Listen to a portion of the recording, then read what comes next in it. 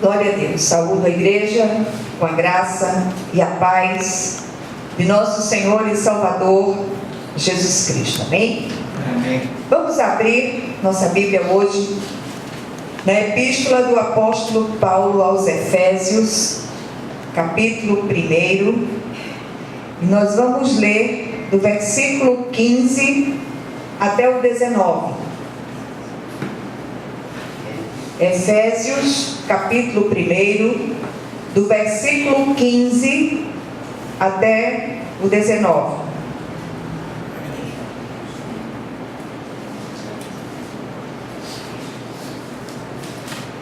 Todos acharam? Amém. Amém. Alguns estão procurando. Efésios 1, de 15 a 19, diz assim a palavra do Senhor: Por isso também eu, tendo ouvido a fé que há entre vós no Senhor Jesus, e o amor para com todos os santos, não cesso de dar graças por vós, fazendo menção de vós nas minhas orações, para que o Deus de nosso Senhor Jesus Cristo, o Pai da glória, vos conceda espírito de sabedoria no pleno conhecimento dele, iluminados os olhos do vosso coração, para saberdes qual é a esperança do seu chamamento, qual a riqueza da glória da sua herança nos santos, e qual a suprema grandeza do seu poder para com os que cremos, segundo a eficácia do seu poder. Amém? Amém. Vamos orar. Senhor, nosso Deus, nosso Pai, vem falar ao nosso coração, vem despertar as mentes adormecidas, vem nos fazer discernir aquilo que Tu desejas ministrar para nós. Abre o nosso entendimento, ilumina os olhos do nosso entendimento, para que nós possamos discernir com sabedoria, saber distinguir tanto bem quanto mal, e que o Teu nome seja glorificado através dos nossos atos, em nome de Jesus. Amém. Amém. Glória a Deus. Todos nós temos um pouco de familiaridade com a palavra, conhecemos esse texto.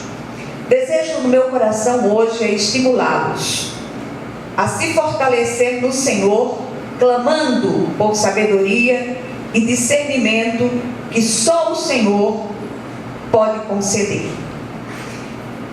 O texto é a primeira oração do apóstolo Paulo em favor dos Efésios.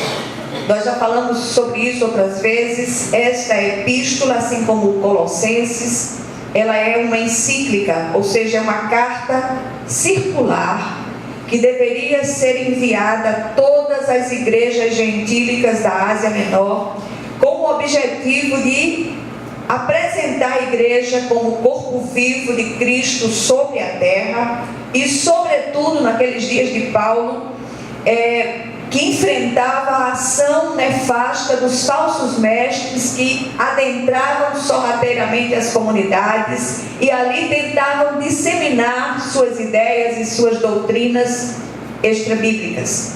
Sobretudo, a ação dos judaizantes que queriam judaizar a igreja gentílica para depois ela se tornar cristã. E o apóstolo Paulo combate isso com muita veemência e traz essa oração muito pertinente aqui. Nos versículos 15 e 16 deste contexto, encontramos o apóstolo mencionando a fé e o amor daqueles irmãos uns pelos outros. No entanto, ainda faltava algo essencial na vida espiritual daqueles queridos, e eu ouso dizer que faltava isso no passado e falta isso nos nossos dias em boa parte do povo de Deus, que é a sabedoria e o discernimento para compreender as coisas espirituais.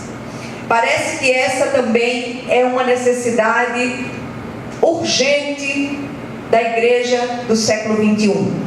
Eu nunca vi na minha vida tantas loucuras, tantos votos, tantas exigências, tantas práticas extrabíblicas exigidas dos fiéis e que nada acrescenta à vida piedosa. Por que isso acontece? Por falta de conhecimento do Senhor, por falta de um relacionamento íntimo com Deus vivo, mas sobretudo pela falta de discernimento e sabedoria para distinguir a origem dessas coisas que têm sido enviadas.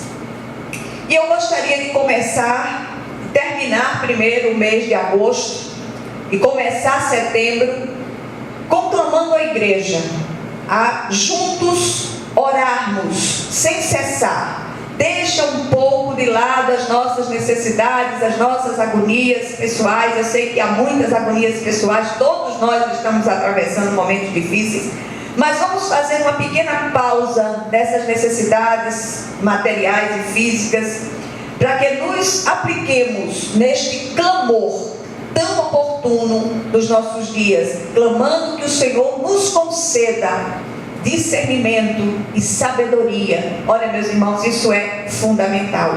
Então, sendo esta uma carta circular, uma encíclica, ela também é endereçada a nós.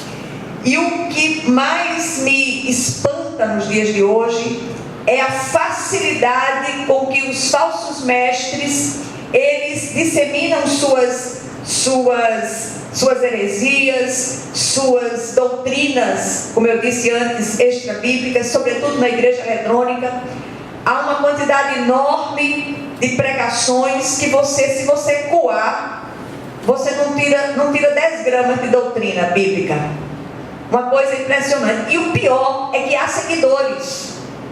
O pior é que essas igrejas estão lotadas. Exige-se demais. E o povo parece que está meio tonto, parece que tem uma labirintite espiritual e não percebe que essas coisas não provêm de Deus. Eu vou contar uma história a vocês. Meu avô paterno era um homem rude, um homem iletrado, um homem que mal sabia escrever o próprio nome. Morava no sertão da Paraíba, mas olha, no alto sertão, na cidade de Teixeira, longe demais. E não era na cidade, era num sítio no Cafundó da Paraíba. E era um sítio, meu avô era muito pobre, e ele, apesar de ter pouco, o pouco que ele tinha, ele repartia. E chegaram uns ciganos, e esses ciganos chegaram e pediram para se arranchar, como se costumava dizer no interior.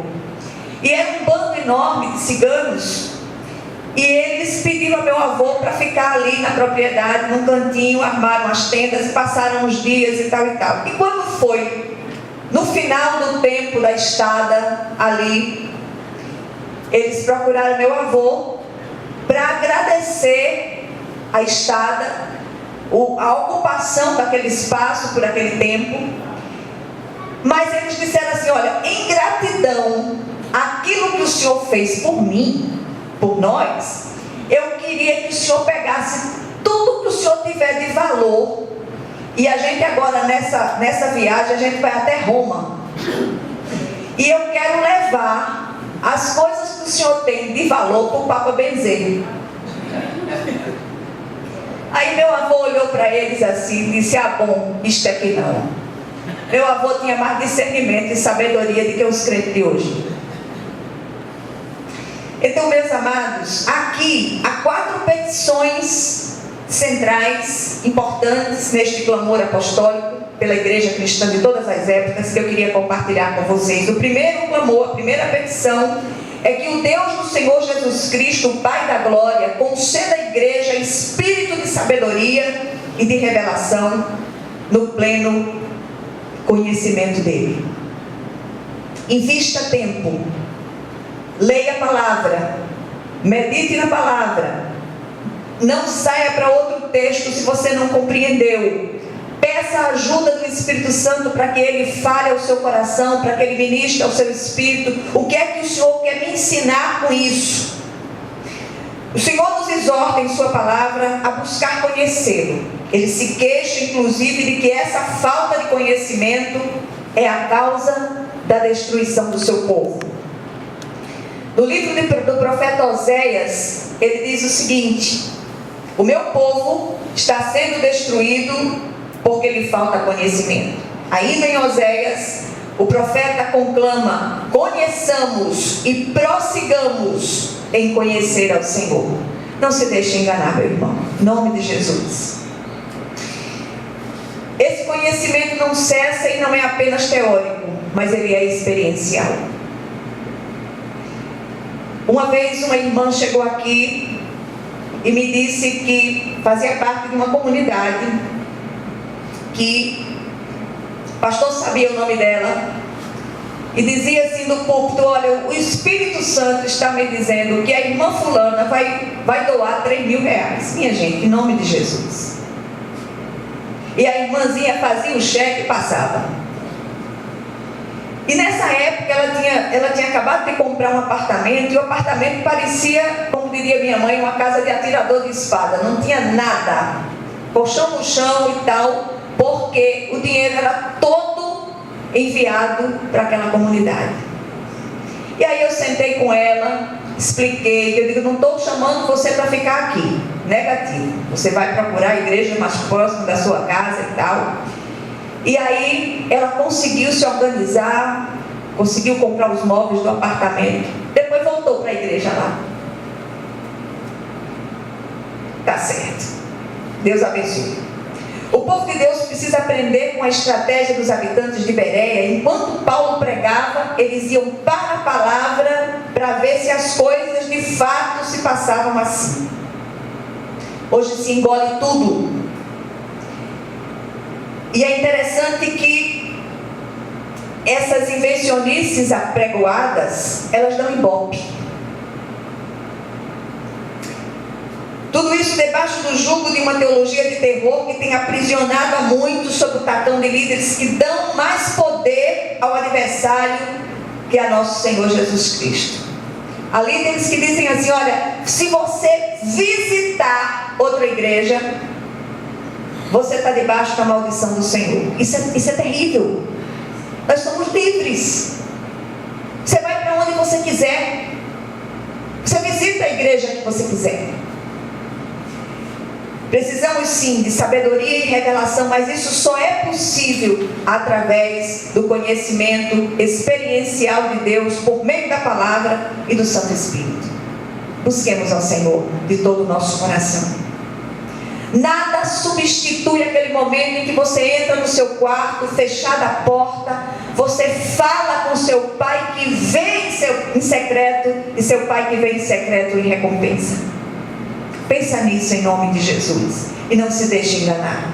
Segunda petição: que a igreja tenha os olhos do coração iluminados para compreender a esperança do seu chamamento.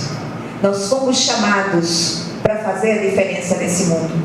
Nós fomos chamados para ser santos. E santos não significa impecáveis, mas aqueles que são separados para Deus e que precisam fazer a diferença a partir de dentro da sua própria casa. Olha, queridos, fomos chamados com o propósito principal de nos tornar filhos de Deus, membros da sua família. Esse é o maior dos privilégios, que muitos não compreendem. Mas há também os vários objetivos ministeriais específicos que precisamos conhecer. Se você tem sentido um ardor no coração por um trabalho específico na seara do Mestre, se sente, ore ou se ajoelhe para que o Senhor complete a revelação e o capacite para atuar naquela área específica do seu chamado. Terceira petição: que a igreja aprenda a apreciar a riqueza da glória de Cristo sobre ela. Não deprecie aquilo que você já recebeu de Deus. Foi restaurada em nós a imagem e semelhança de Deus, isso no âmbito do nosso espírito recriado. Nosso espírito nasceu de novo, foi recriado pelo Espírito de Deus, e essa imagem e semelhança de Deus foi resgatada em nós. O Senhor nos transformou em transporte da vida de Deus, em santuários vivos das moradas do Altíssimo. É privilégio. Onde você entrar, o Senhor entra. Onde você entrar, você precisa ser um abençoador, uma abençoadora. O Espírito Santo se move e age por nosso intermédio. É a glória de Deus em nós, apesar de nós. O nosso espírito recriado recebe as impressões do Espírito de Deus, que nos capacita a realizar a sua obra nesta terra. E isso é maravilhoso demais aos nossos olhos. Só a compreensão, o discernimento trazido do Espírito de Deus ao nosso coração nos faz nos encher e nos alegrar com essa verdade. Quarta e última petição: que a igreja possa meditar continuamente na suprema grandeza do poder de Deus para com ela, segundo a eficácia da força do seu poder. O poder supremo de Deus nos resgatou do reino das trevas, quando estávamos mortos em nossos delitos e pecados. Nos transportou para o reino do Filho do seu amor, Jesus, o Cristo de Deus. A lei foi dada, a ele foi dado todo o poder, no céu, na terra e embaixo da terra. Grandiosa é a obra da salvação sobre todos nós. Essa obra foi completada na cruz do Calvário, está consumado. Não há nada a ser acrescentado, não há nada que você possa fazer para mudar isso ou aquilo, e nada substitui a obediência a essa palavra. E essa obra de salvação, além de nos justificar, nos encheu do Espírito e nos capacita a obedecer aquilo que está aqui na palavra de Deus, que antes nós não éramos capazes de fazer. Então, a obra de salvação nos confere remissão de pecados, libertação do pecado, da ação maligna do adversário, plenitude do Espírito Santo, autoridade, nos tornando filhos de Deus. Se o cristão tivesse consciência daquilo que ele já recebeu, ele poderia experimentar da plenitude que Jesus prometeu em João 10:10. Isso não significa que nós não passemos por dificuldades, nós não enfrentemos aflições. O próprio Jesus disse: no mundo passais por aflições, mas tem de bom ânimo, eu venci o mundo. Amém? Amém. Eu estava vendo uma coisa muito interessante hoje. Em vários lugares é apregoado que crente não passa por isso, crente não passa por aquilo, crente não tem síndrome de pânico, crente não tem depressão. Quem disse que não tem? É uma doença, são doenças como outras quaisquer. Nós passamos por isso, nós enfrentamos isso, e nós somos mais que vencedores. E a gente procurar ajuda médica, ajuda de um terapeuta e orar, essas coisas não são excludentes. Nós estamos no mundo caído. Enquanto estivermos aqui, nós passaremos por dificuldades, por estreitos, mas o grande diferencial do cristão é que ele segura na mão do Senhor. Ele tem, por baixo dele estão os braços eternos. O que o Senhor deseja aqui, o que é que nós aprendemos com isso aqui, o que é que Ele deseja de nós? Primeiro, que busquemos a sabedoria e a revelação procedentes dele, para que não sejamos enganados ou levados de um lado para o outro pelos ventos de doutrina que insistem em soprar em nossa direção, nem sejamos manipulados por líderes inescrupulosos com suas teologias, muitas vezes tiradas até mesmo de demônios. Isso é sério demais. Segundo lugar, que busquemos o discernimento para compreender a verdadeira natureza do nosso chamamento. Ele tem grandes coisas para realizar em nós e por meio de nós, apesar de nós. Terceiro lugar, que reconheçamos a riqueza da sua excelsa glória em nós, com temor e santo tremor. Somos transportes vivos da vida de Deus, seus santuários sobre a terra. É muito privilégio, mas ao mesmo tempo é muita responsabilidade. E a quem muito é dado, muito será cobrado.